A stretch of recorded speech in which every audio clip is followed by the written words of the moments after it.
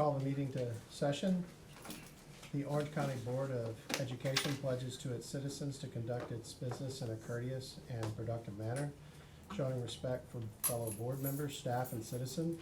The board asks that its citizens conduct themselves in the same courtesy towards both school personnel and each other. As per policy, Robert's Rule of Order will be used to conduct the meeting. A moment of silence will be observed before each meeting. In addition to the moment of silence at each meeting held at a school site, the board will recite the Pledge of Allegiance.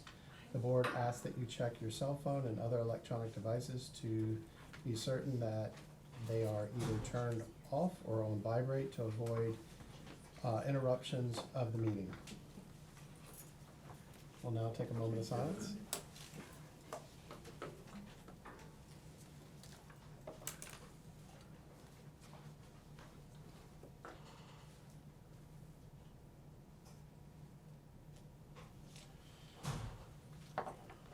All right, do we have a motion for agenda adoption? Mr. Chair, I'd like to adopt the agenda, make a motion to adopt the agenda. Do you wanna? To add, action item, Brooks and Pierce contract at $7,000 to the contract amount, To consent? to consent agenda. Make that number L. L. Okay, do we have a second? All in favor? Aye. Opposed, motion carries. So that's for the entire agenda, Right. right? Yes, With, plus that with that additions. added in as well. And just to, and that doesn't involve a revised personnel report. Okay. All right. Superintendent, do we have any recognitions? Yes, Ms. Cunningham Brown, with the recognition of our Connie.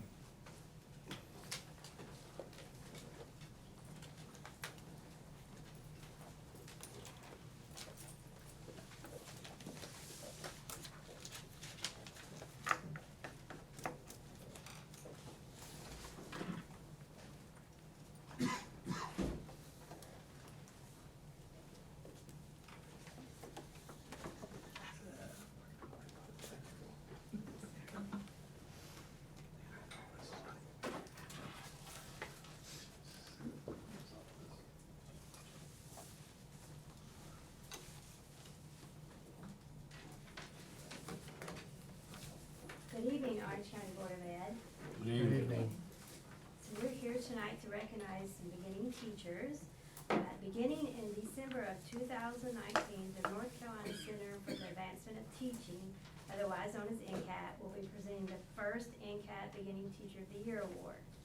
The NCAT Beginning Teacher of the Year process was developed to honor beginning teachers and to retain teachers who showed promise as excellent educational leaders in North Carolina and in the public charter schools.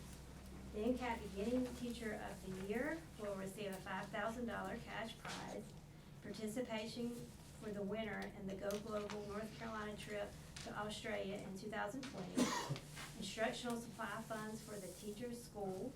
The runner-up will get $2,000 cash prize, a travel expense for the regional winners to participate in the NCAT Professional Development and Leadership Development. Orange County is pleased to announce our nominees and winners for the Beginning Teacher of the Year. In order to be nominated, individuals must have completed their first year of teaching in Orange County and be returning for their second year of teaching. Eligible to nominate beginning teachers were mentors and administrators.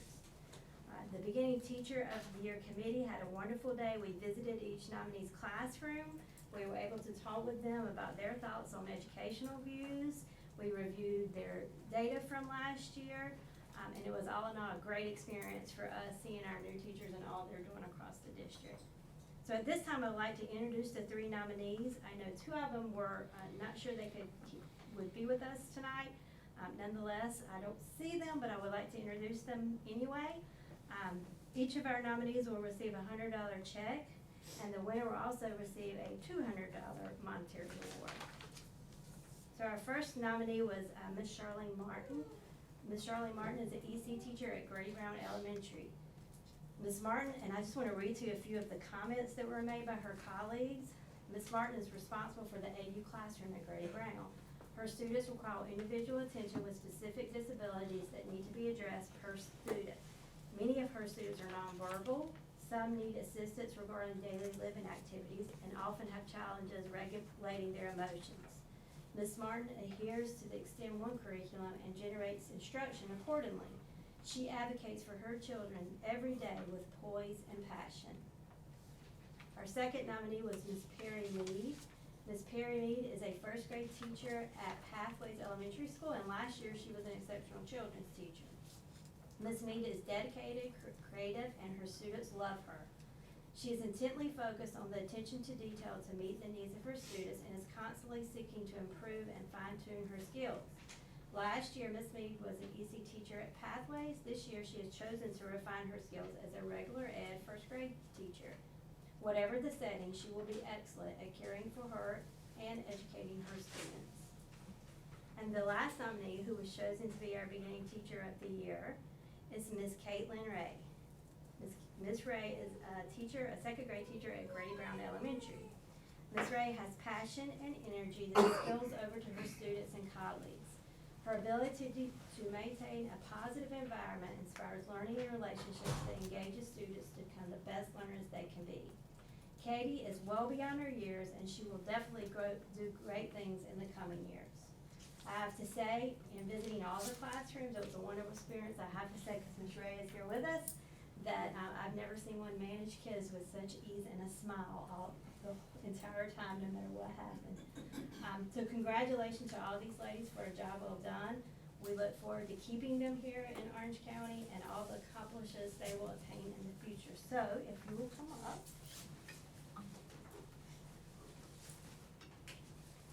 Thank you.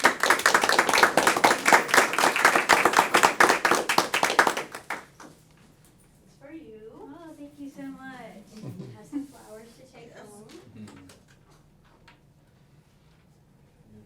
we will be visiting your school tomorrow. Okay, to celebrate with you. So thank you. Thank you. Thank you so much.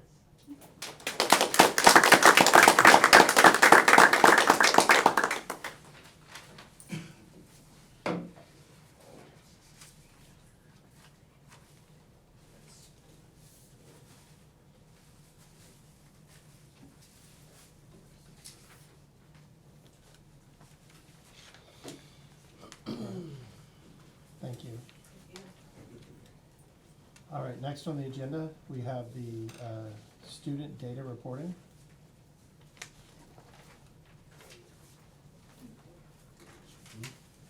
Approve the Oh, the consent. consent, I'm sorry. You're right. Consent agenda. Motion to approve? Second. Second. All in favor? Aye. Opposed? Okay. On to the student data report.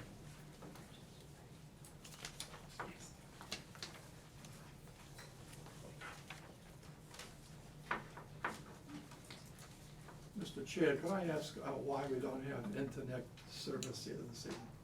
Mine's going in and out, I can't get online. It should be active. I'm on both the, Would you mind taking a look at this, please, since it doesn't want to get active? It keeps kicking in. Goes in, goes out, goes out. Fix it. There you go. Thank you. Are you okay to continue while we review this? I'm great. Hillary's kind enough to share her screen with me. I'm good. You can have this one if you like. No, I don't. Thank you, though. Dr. Bridges, you're a gentleman and a scholar, but I'm good. I'm good. Good evening. Hey. Good evening.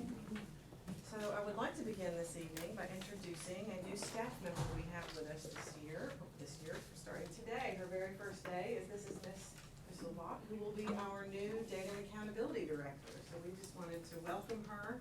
Today is her very first day. Welcome. Her last name?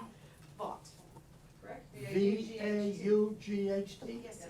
Thank you. And she comes to us from Durham Public Schools, Right. already having experience in this field, so we're very excited to have her with Thank us. And she and I have already kind of talked our way through this presentation, but if any moments come that she wants to share, we've certainly encouraged her to do so. So, good evening again. We're excited to spend some time with you today to talk a little bit about student achievement data across the district. I'm gonna start out, I did share this, in the documents that was posted online, but this is just the background brief about the 2018-2019 accountability framework for this current school year. Just again, it provides a little bit of a point of reference as we're thinking about what we are talking about with regards to student data.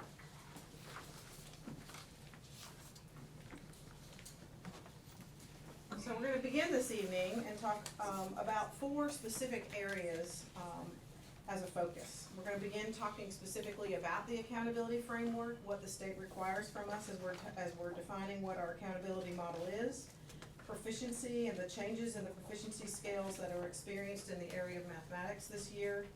We'll look at school performance grades and growth, and then highlights, and then we will finish out the evening talking about what some of our next steps will be for the 2019-2020 school year.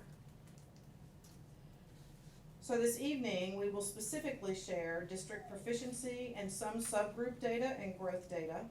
We will dig deeper into data at the next student achievement meeting on October 3rd, 2019, which will allow us to dig a little bit further into that subgroup data. So we'll start this evening talking about the accountability framework. A brief overview of the accountability framework outlines the latest School Board of Education meeting officially released which they officially released the school and district performance information, as well as the academic growth and school performance grades for all schools. This slide outlines the tests that grades 3 through 12 are required to take as a part of the state testing program. And you will notice at the end of course exams that are taken at the various grade levels depending on the path of study that a student is taking.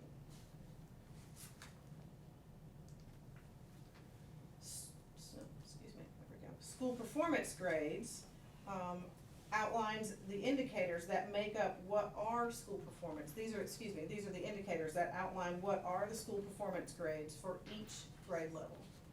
And we're going to talk specifically about school performance grades when we get to that particular section in just a few moments.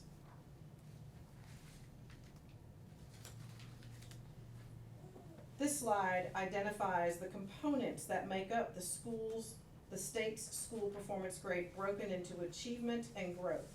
80% of the grade is made up of the school's achievement, which of course includes in the blue academic achievement assessment indicators, science 5 and 8, biology EOCs, ACT and work keys, which is put together at this point in time, math course rigor, 4-year cohort graduation rate, English learner progress, and then they develop an overall score.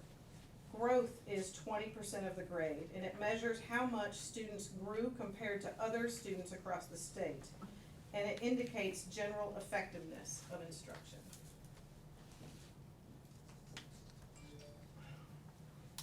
This slide specifically looks at K-8 school performance indicators. The K-8 school performance indicators are calculated based on the formula that you see on this slide, with the numerator and the denominator defined in the blue, and then the overall scale at the bottom where their calculation is made from.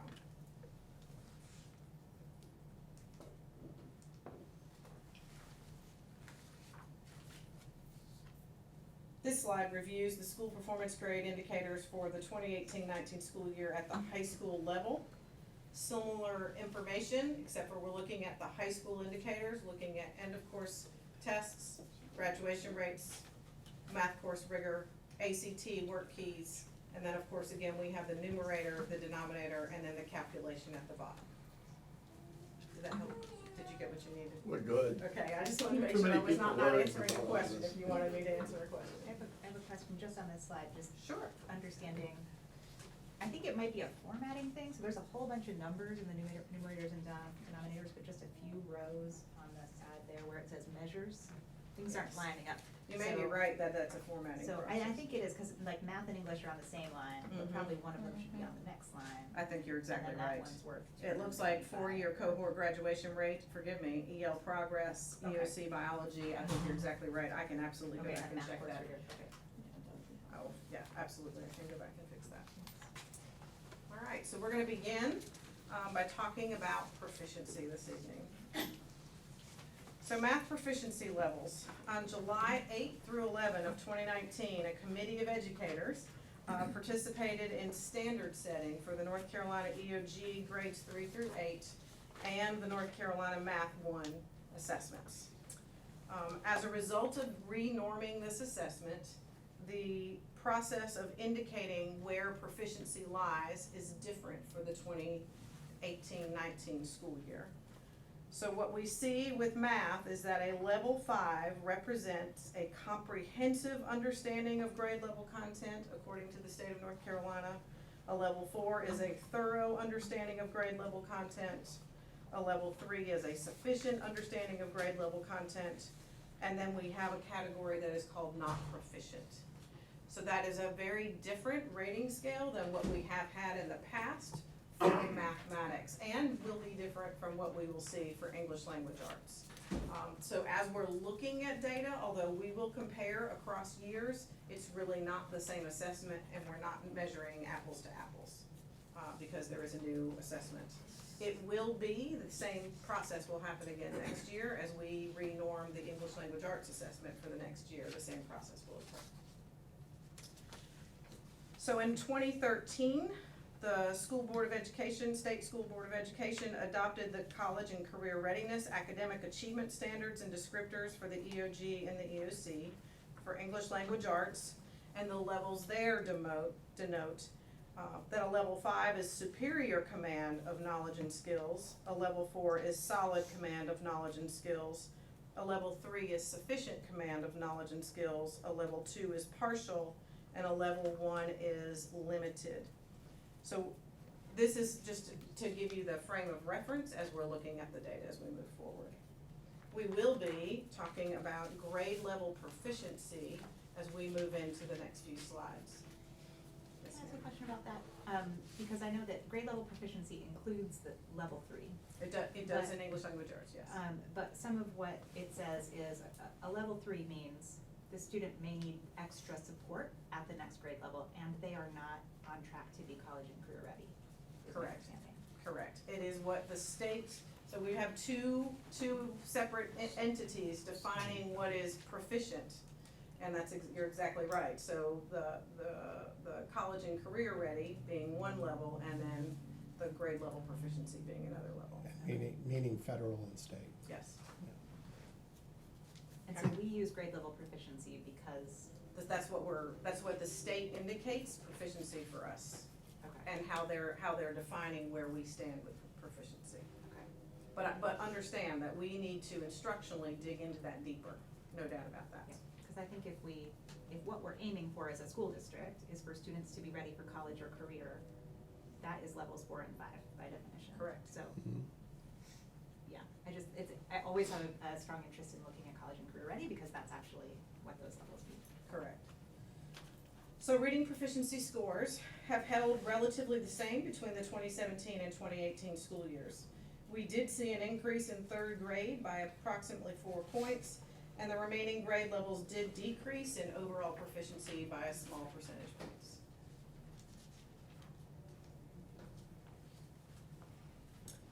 Mathematics proficiency scores have also been relatively the same over time. There has been a small dip in math scores for 3rd, 4th, and 5th grade, with a small increase found in the 6th, 7th, and 8th grade. And we'll spend a little bit more time talking about 8th grade data in just a few minutes, because there is a change this year with 8th grade data as well. Science, in science 5th grade, we saw an overall increase of 3 points between the 17-18 and the 18-19 school year. 8th grade science saw a small dip between the 2017 and 2018 school year. This chart has multiple data points involved in the same graphic, and I'm gonna take just a moment to talk about the very bottom of the chart that you see there that talks about 2018, 2019. It says grades 9 through 12. That is specifically talking about our Math 1 scores, and the reason why we're talking about that is in the past, our Math 1 scores have been able to be banked, so that if you were an 8th grader taking a Math 1 course and you passed the UC with whatever your grade might have been, that score would have followed you to the high school, and the high school would have counted that in their accountability model.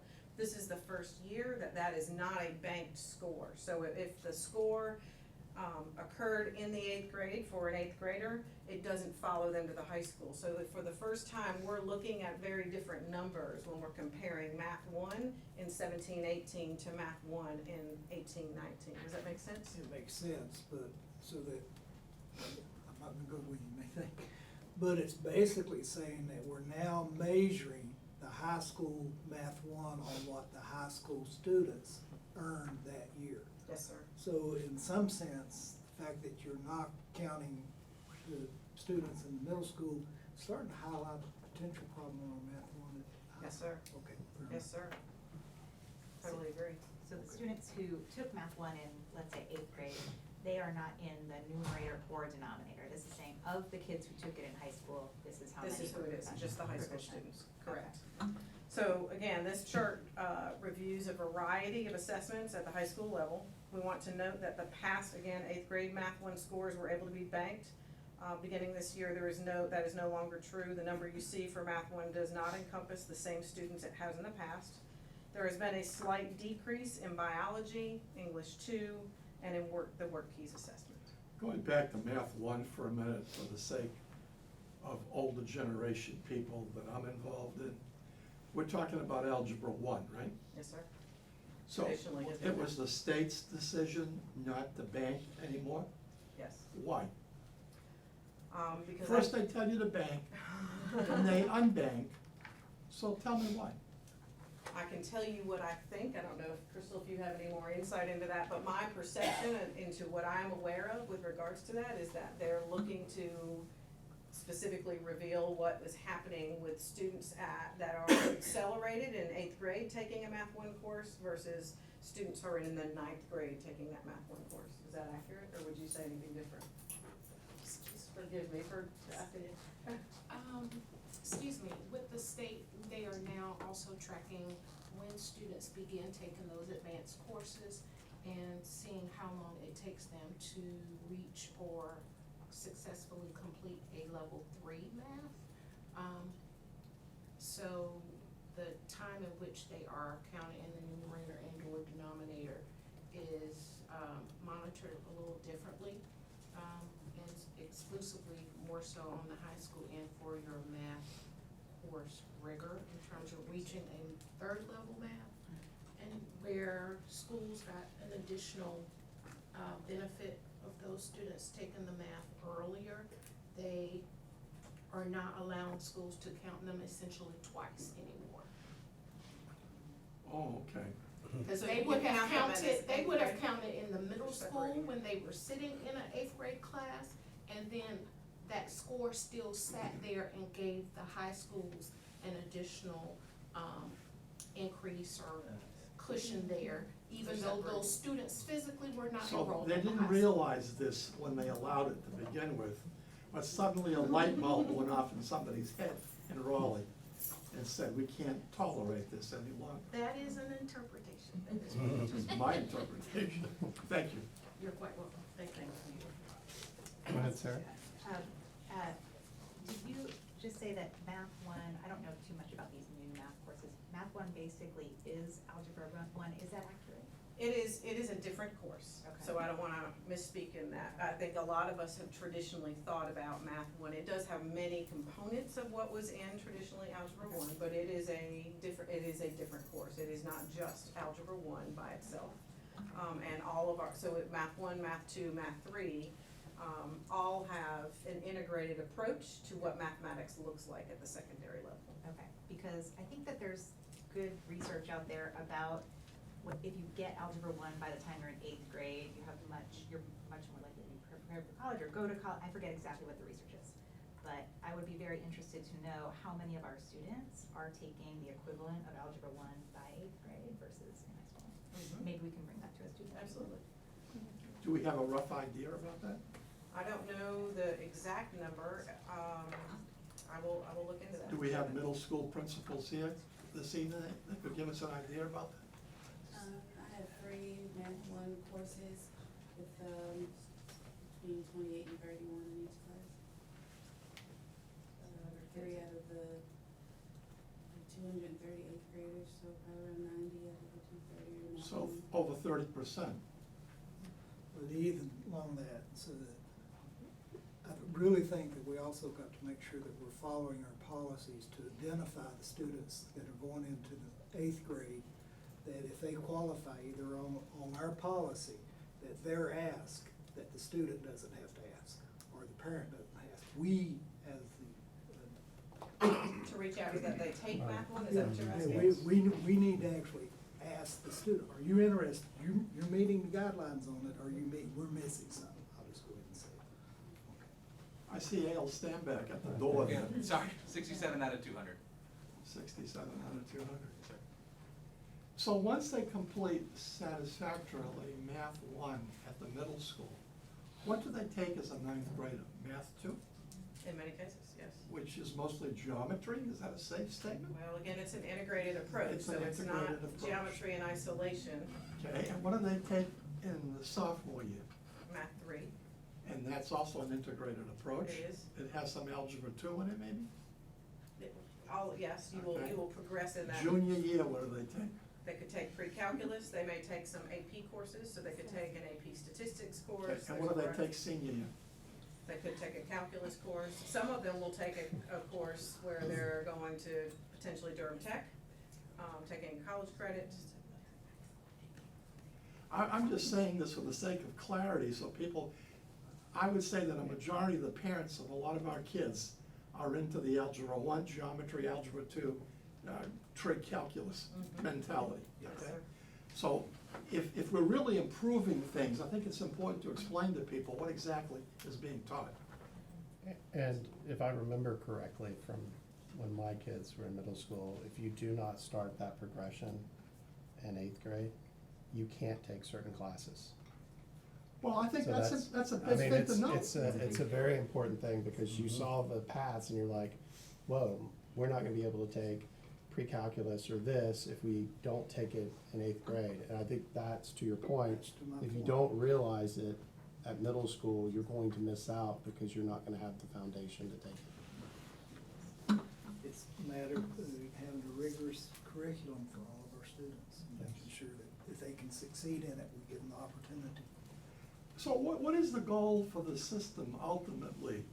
For all 8th graders to be able to take Math 1?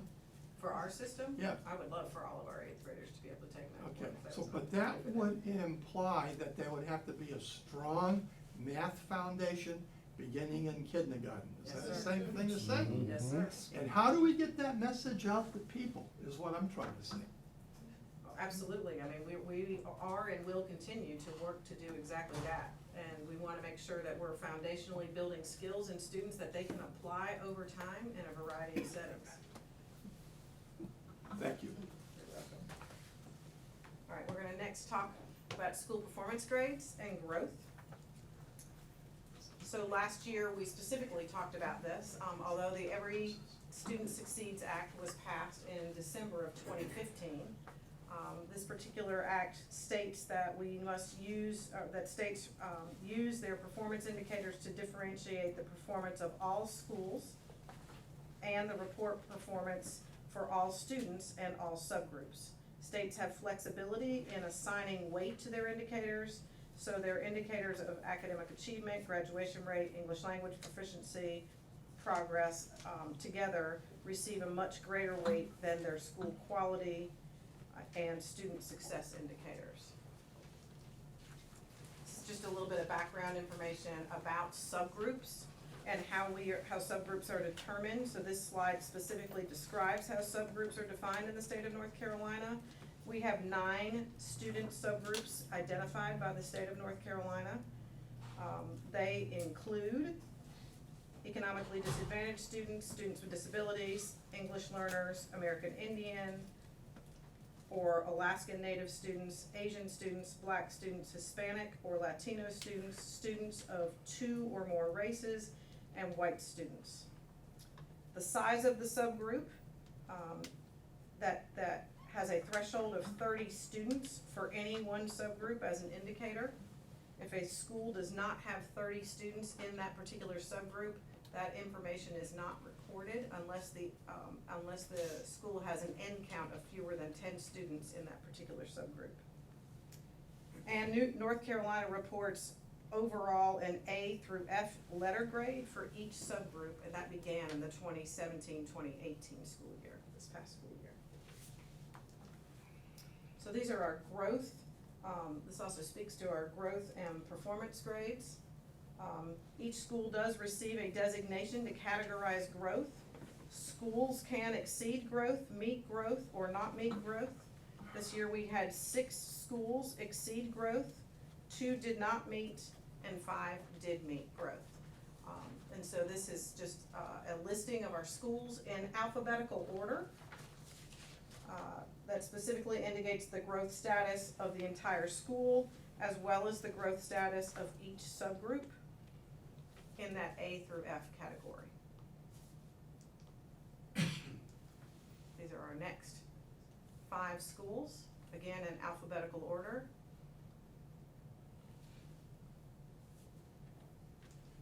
And then the final 3 schools.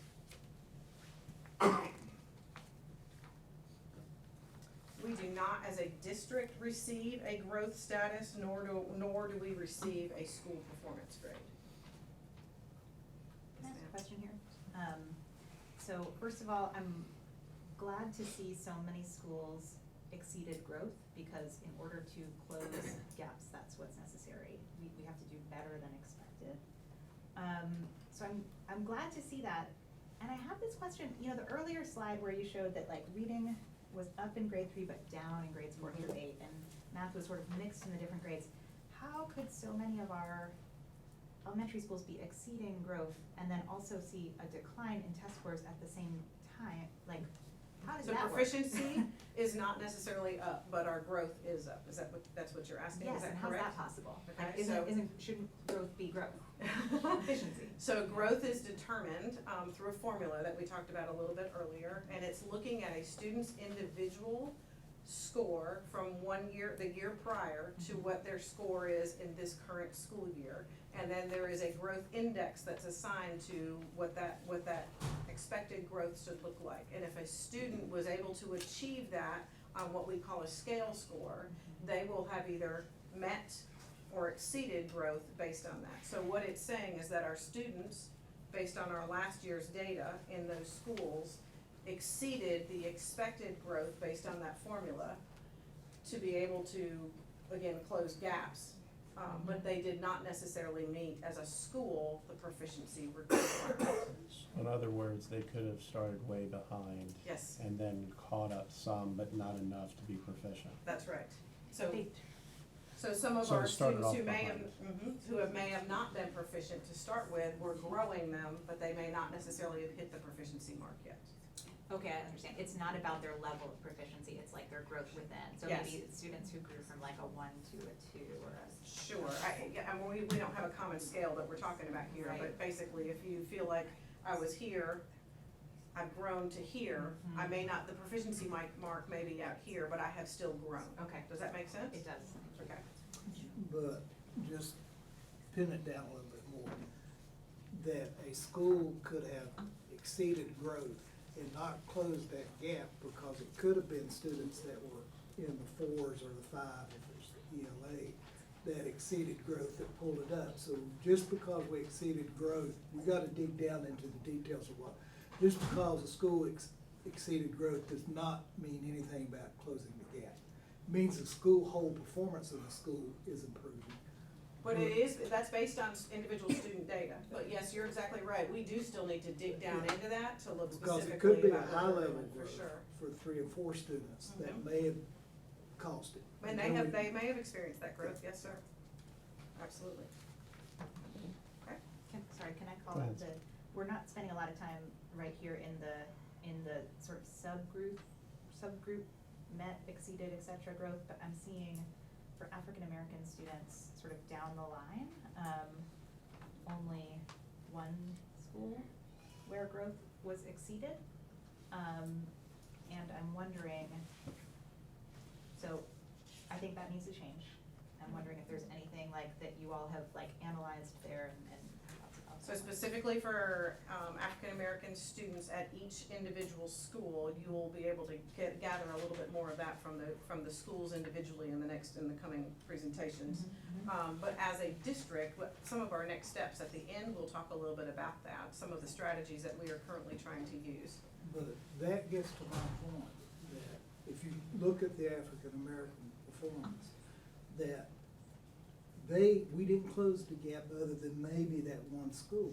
So that's why I'm saying we're really gonna have to dig down hard and say what is working on the ones that did exceed, because they may have closed the gap a little bit, but if the rest of them just met it, they're right where they were, unless there's something in the data that shows me otherwise, they're right where they were when they started. They met their growth, but if you're behind, you're still behind. True, they have not met accelerated growth, that is absolutely true. And maybe we need to have one on accelerated growth. All right, so we're gonna talk a little bit more about subgroup data. We have some high-level data with regards to this. Looking at this reading grade level proficient by subgroup, reading data by subgroup has decreased by approximately 2.5% in the overall group, the all group. And in the 2018-19 school year, the other subgroups also have decreased as well. Which is getting exactly at what you were just describing, ultimately. So, is your headline from this slide, last year, everyone declined, except for the third grade sort of direction. And sort of over time, it's hard for me to. It is hard on this particular graphic. It is, and I think like a line graph would be easier to tell sort of where everything is and the trends. Is the headline sort of long-term, like it looks to me like things are fairly flat over the long term, is that the headline? I would say that's the headline. And that there still remain, huge gaps between white students and most students of color and other subgroups. Yes, ma'am. Okay. Oops, on the wrong slide. Looking at math, grade level proficient by subgroup, the math data also shows a 0.8 drop in all subgroup areas, in the all group, and all other subgroups experienced a decline as well. And in general, you're correct that it is demonstrating a flat process across the board.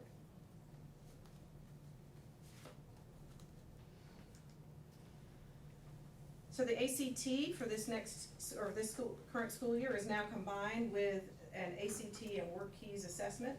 The ACT has been one of the standardized college entry exams and administered to all 11th graders across the state.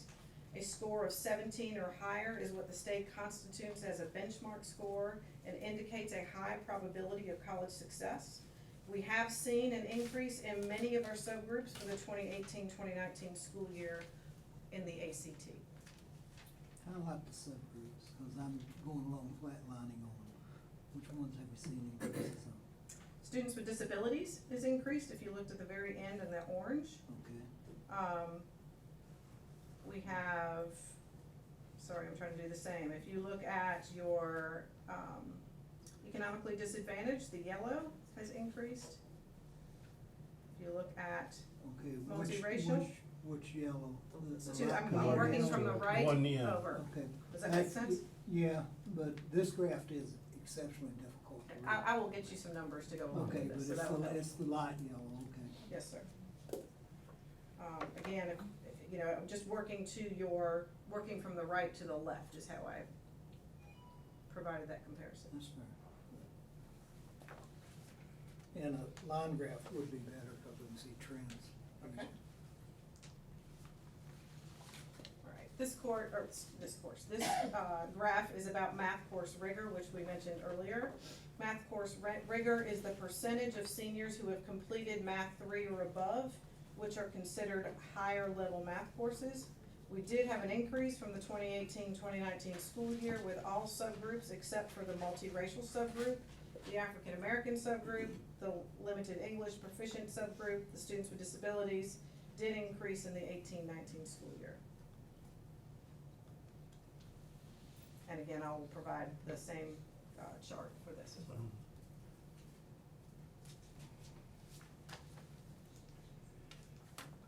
So some of our highlights for the 2018-19 school year is that 5 of 7 of our elementary schools exceeded growth. All elementary schools exceeded their growth rating, increased their growth rating for this current school year. Orange County Schools has no low-performing schools this year. 2 elementary schools increased proficiency by 6 points. 1 elementary increased proficiency by 2 points. Partnership Academy earned a progressing rating. And Orange High School and Cedar Ridge High School increased their graduation rates in this past school year.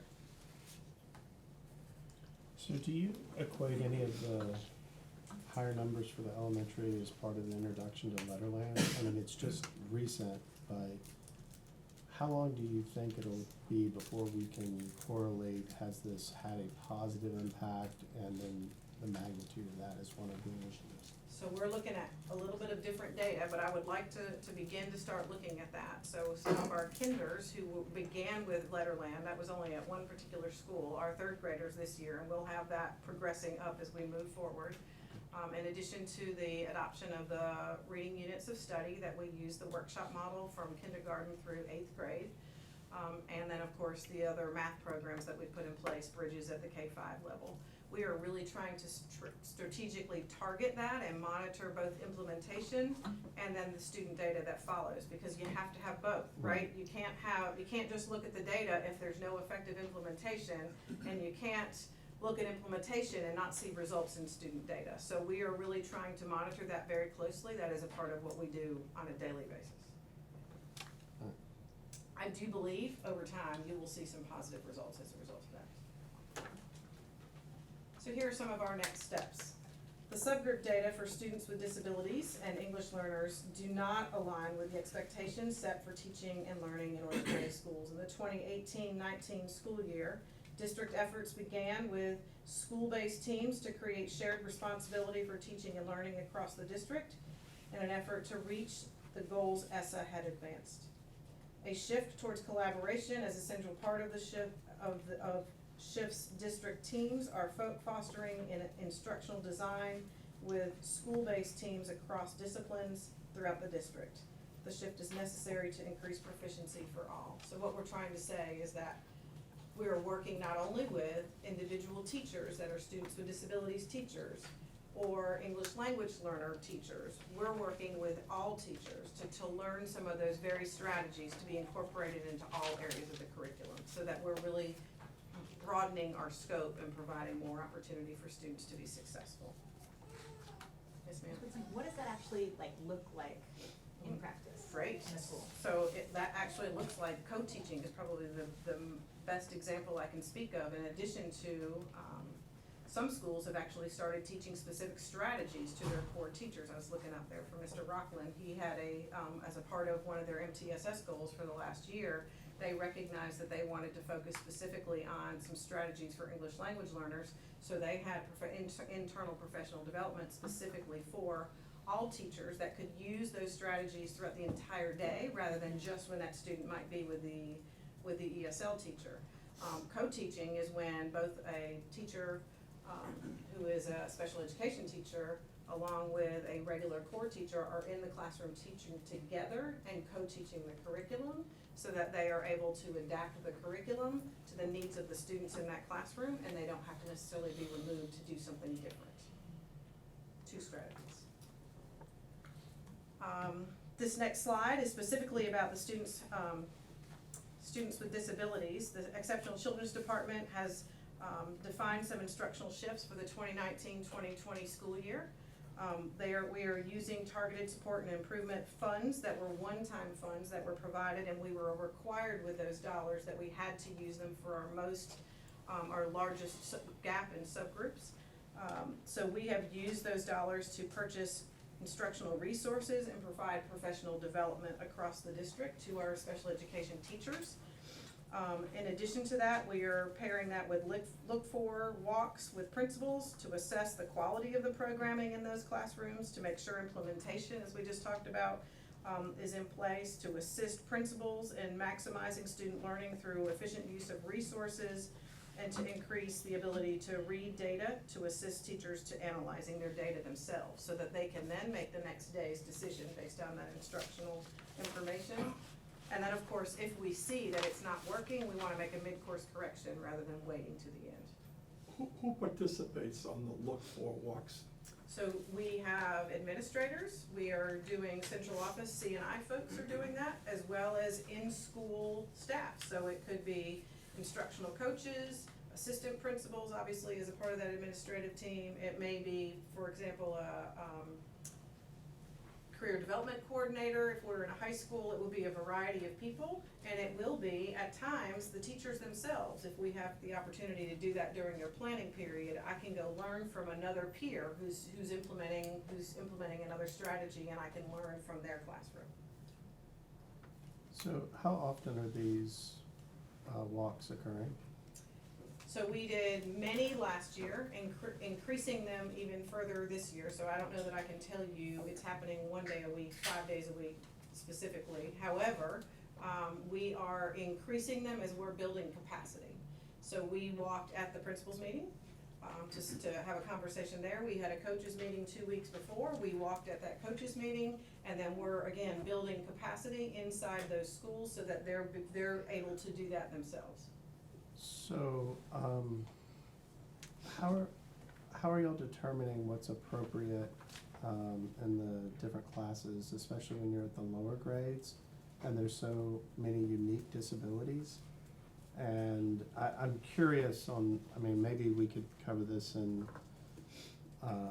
one of our committees, but I'm curious because I know that, there's inclusion classes, there's non-inclusion classes, and there's definitely many challenges in there.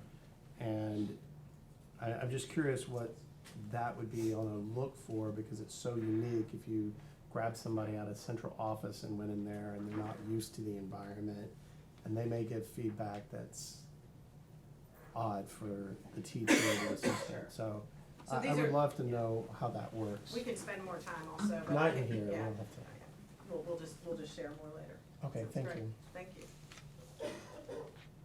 All right, the standard treatment protocol.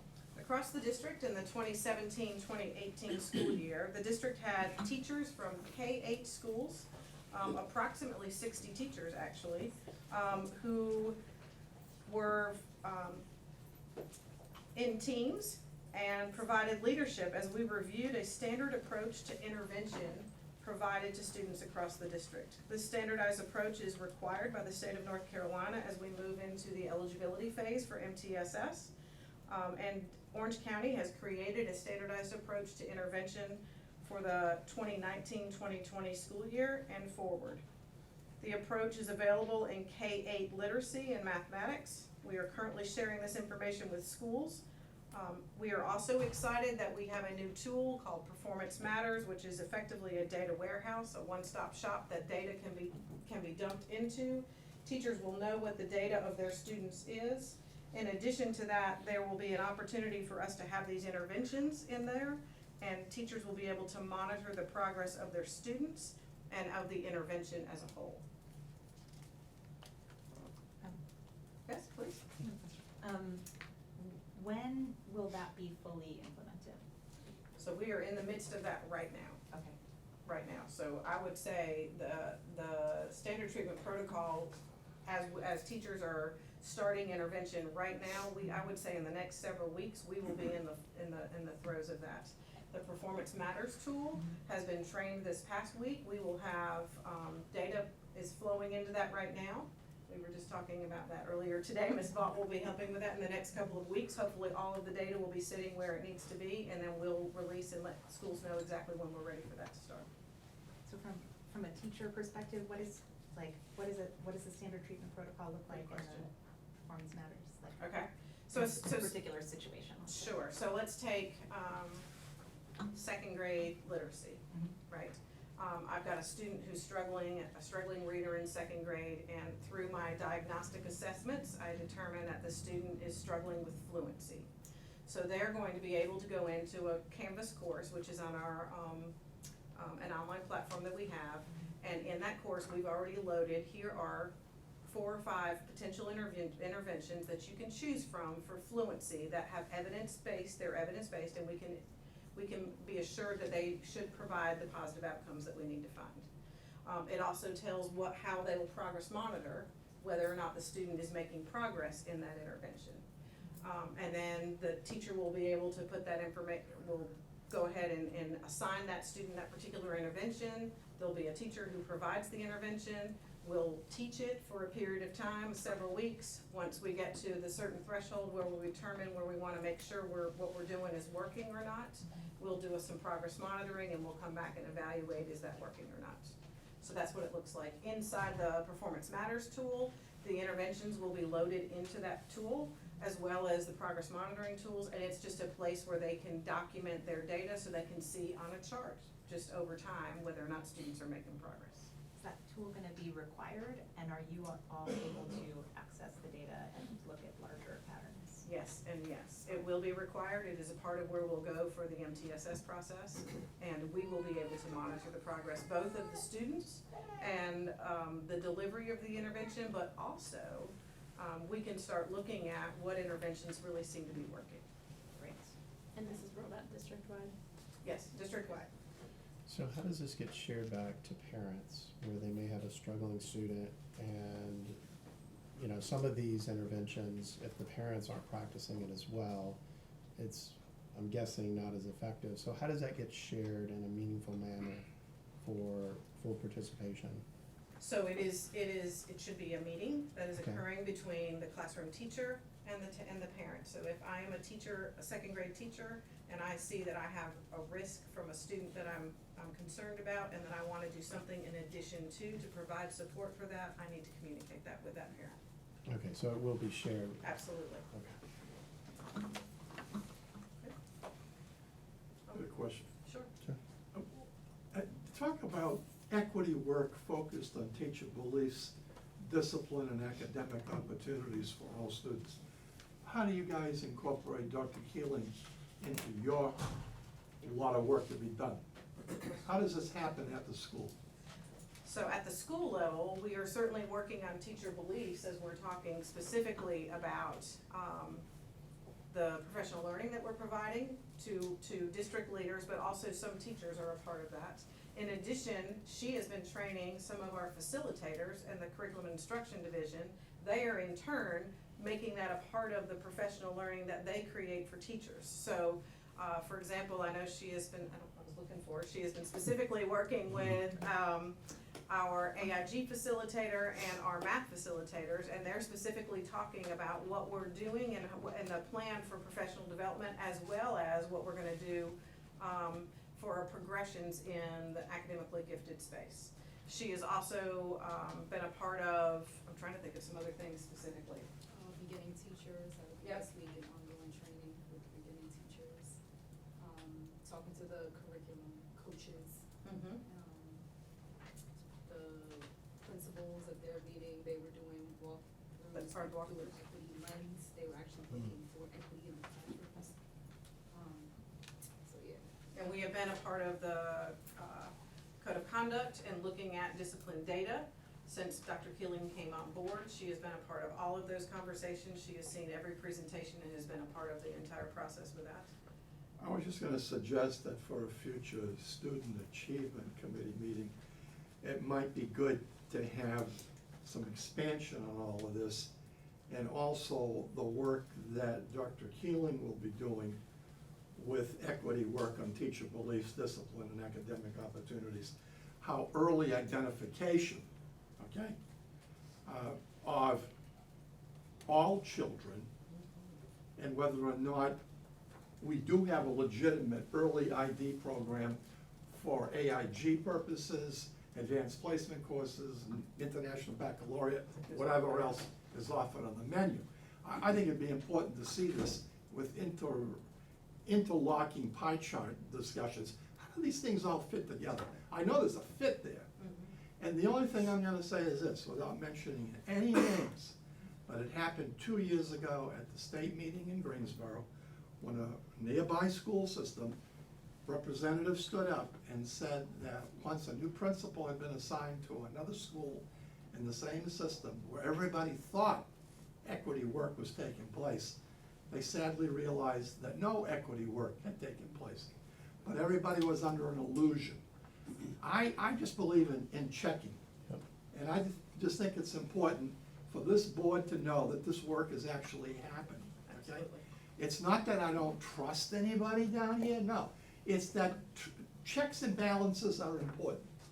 And for that school system to make that revelation in Greensboro, I don't know if any of you Yeah. were at that, you were there, Sarah? Yeah, okay. It was embarrassing for that school system. New principal came in and said, no, nothing had happened at that school. And he was at a school where they had an exemplary equity involvement program. So I'm just putting that out there so everybody's been clearly forewarned, okay? We've got the necessary tools to make a difference. But if the necessary tools aren't being used, there will be no difference. You're right, agreed. Will. Go ahead. It's going into where Dr. Hackelius was going, and I'm not sure where it needs to be presented. We've done a good job on presenting our disparity in discipline data. But there's another disparity out there, and it's dealing with, are we making sure that we're getting the students who deserve to be in a rigorous course, are they being identified? And it's gonna go back to Math 1. We have a set of parameters, and AIG, but I can focus on Math 1 because I recently know that. How many students do we have that's in the 8th grade right now that should have been offered Math 1 that were not, based on our selection criteria?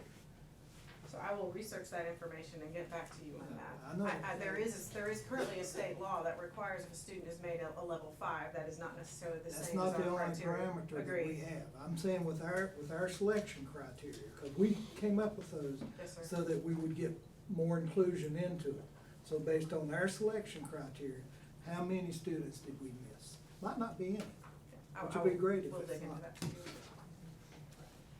The only other thing to mention is, I think everybody's already seen, is that the students with disabilities, we've already commented on that, will focus on a consistent curriculum K-12, and then the English language learners focus on the school-based teams that will increase the opportunity for those students to learn those strategies in other areas besides just, a special pull-out program. Other questions? Sarah? I saw that, among the schools, the, middle schools, it seems like their growth was sort of as a whole, not as strong. What do you think is going on there? How are you thinking about addressing that? Absolutely. So last year, we developed some school plans in the elementary schools, where we specifically went and just had a conversation and talked about, let's look at what your data is telling us. A conversation with the administrator and said, so tell us where you can see that you would like to have additional support from the curriculum and instruction division and what we can do to address those gaps with you. So we will do the same. Saw some growth out of those schools this past year, which we were excited about. And we will do, we are already in the midst of those conversations. So we will create a plan ultimately for those schools and about how we can add support to them. And you probably are doing this, but are you having your middle school principals meet with their feeder elementary school principals and saying, these are the deficits that we're seeing on the students that are coming in? We have a variety of ways that we do that, but yes, we do that also by individual teacher groups, right? We have special education teachers from the middle school meeting with elementary school special education teachers as, just so that we can really dig in even at a deeper level. But yes, we are across the board, we're trying to make sure that we're collaborating. I have one other thought slash question. And again, I wanna say, I'm I'm excited to see all of the exceeding growth, and, Yes. you know, and we have just such tremendous gaps for so many of our students, and I just really believe that those don't need to exist. And so, one of the things that I was looking at in the state data is how does Orange County Schools compare to all of the other school districts in the state for economically disadvantaged students, Black students, Hispanic students, et cetera, et cetera. I think that information, like where do we rank in the state? We can absolutely share that with the student achievement. I would love to look at that. 'cause We I don't actually wanna- talked about that, we just, it's, you know, a balance over what how much is too much and what's not, but I will Yeah. absolutely have that Yeah, with student because achievement. I don't wanna misstate anything that I was calculating myself, Okay. but I think some of it led to some big questions for me about sort of how much improvement is possible, and how far we have to go. Okay. Thank you very much. All right, thank you. Thank you. I do have some documents if anybody wants them from the state about just the proficiency levels in ELA or math, so you just look, I know. Well, you've already printed them, so I. Yeah, I mean, I'll Exactly. share. Yes. Might as well pass them up. Yes.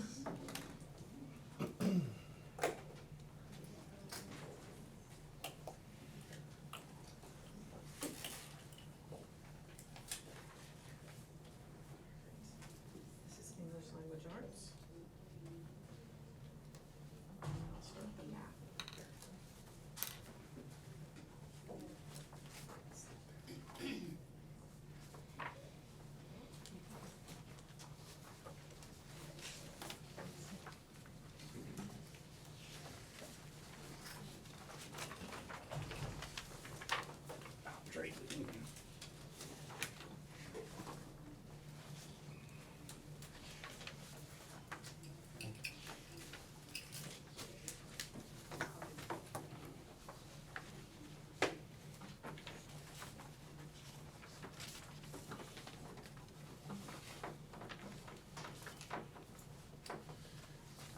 All right, next on our agenda, resolution against hate groups. Mr. McKnight? Yes. Orange County Schools Board of Education, resolution condemning the Ku Klux Klan and other similar groups.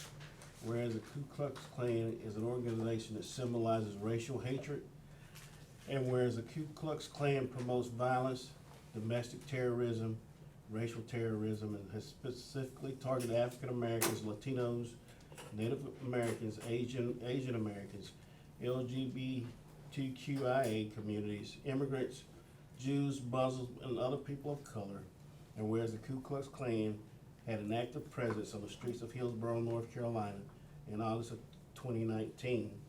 And whereas the Orange County Schools recognizes that the local actions of the Ku Klux Klan may have been threatening and traumatizing for staff, students, and families in our school communities. And whereas the Orange County Schools prides itself on being a diverse school system that values and supports the personal identities of all our school staff and students, and strives to uplift the dignity of all of the people we serve. Now therefore be resolved that we, the Orange County Schools Board of Education, strongly oppose the activities of the Ku Klux Klan, reject white nationalists, white supremacists, and neo-Nazis, and we urge the Orange County Schools community to continue to affirm the inherent worth and dignity of all people. Adopted this day, 23rd day of September 2019, by the Orange County Board of Education. Will Adston, Chair, Board of Education, Dr. Randy Bridges, Interim Superintendent. Move approval. Second. All in favor? Aye. Opposed? All right, if Mr. Superintendent, we can get this under our board of resolutions on the website. Thank you. All right, next we have, board attorney reports and updates. I'm announcing a settlement agreement between the Orange County Board of Education and Mr. Seth Stevens. The settlement agreement includes a resignation on January 31st, 2020, paid leave until that date, a release of all claims and other standard terms. That's the end of my report. All right. With that, do we have a motion to adjourn? Or No, we need a closed motion to go back session? to closed Yes, session. closed And that would be session. for the reasons previously stated and on the printed agenda. So moved. Second. All in favor? Aye. All right, we'll take a 5-minute break. Your heart was in the right place. I know. Not having to go back. I know Randy. It was- Yeah, I know Randy. Randy, like, man, we're gonna go back. Come on. I was with you. Did you get some feedback I was online? close. I was close. Get some feedback on. Training things. You don't see. I was close. Right.